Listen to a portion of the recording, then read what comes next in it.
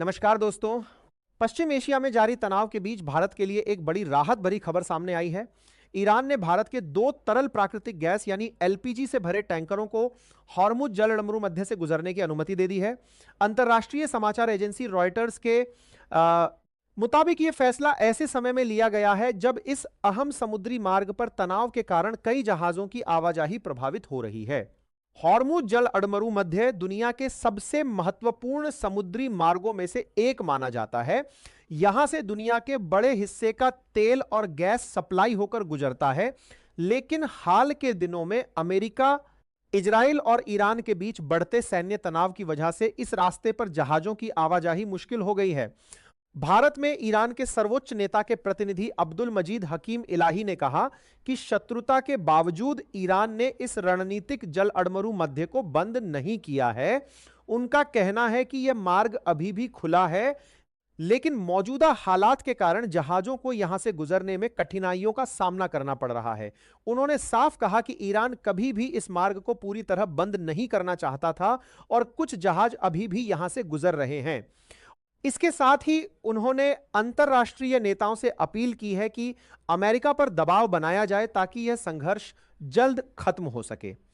उनका कहना है कि ऊर्जा की कीमतों में तेजी का सबसे बड़ा कारण यही युद्ध है और इसका असर पूरी दुनिया की जनता पर पड़ रहा है। दरअसल पश्चिम एशिया में यह संघर्ष 28 फरवरी से शुरू हुआ था।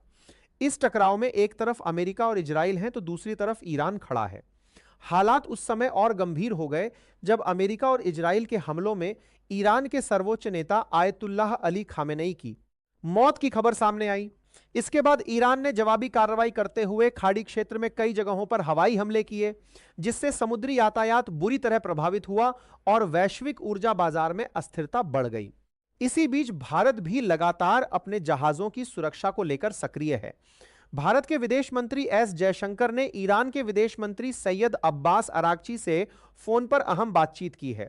युद्ध शुरू होने के बाद दोनों नेताओं के बीच यह चौथी बातचीत बताई जा रही है। इस बातचीत के दौरान दोनों देशों के बीच क्षेत्रीय स्थिति और समुद्री सुरक्षा को लेकर विस्तार से चर्चा हुई। ईरानी विदेश मंत्री ने अमेरिका और इजराइल पर ईरान के खिलाफ आक्रामक कार्रवाई का आरोप लगाया और कहा कि ईरान अपनी सुरक्षा के लिए हर जरूरी कदम उठाने के लिए तैयार है। साथ ही उन्होंने अंतर्राष्ट्रीय और क्षेत्रीय संगठनों से अपील की कि वे इस सैन्य आक्रमण की निंदा करें। उन्होंने यह भी कहा कि ब्रिक्स जैसे मंच इस समय वैश्विक शांति और स्थिरता के लिए अहम भूमिका निभा सकते हैं। वहीं भारत के विदेश मंत्री एस जयशंकर ने भी कहा कि क्षेत्र में स्थायी शांति और सुरक्षा सुनिश्चित करना सभी देशों की साझा जिम्मेदारी है और इसके लिए मिलकर प्रयास करना जरूरी है। आपको बता दें कि हॉर्मुज जलडमरू मध्य में तनाव के कारण इस समय भारत के करीब 28 से 30 मर्चेंट जहाज फंसे हुए हैं। भारत सरकार लगातार बातचीत करके इन जहाजों के सुरक्षित मार्ग की कोशिश कर रही है। हाल ही में 3 जहाज सफलतापूर्वक इस जलडमरू मध्य को पार कर चुके हैं। इनमें लाइबेरिया के झंडे वाला जहाज शेनलोंग शामिल है, जिसका कप्तान भारतीय है। इसके अलावा भारत के 2 जहाज पुष्पक और परिमल भी सुरक्षित रूप से इस रास्ते को पार करने में सफल रहे।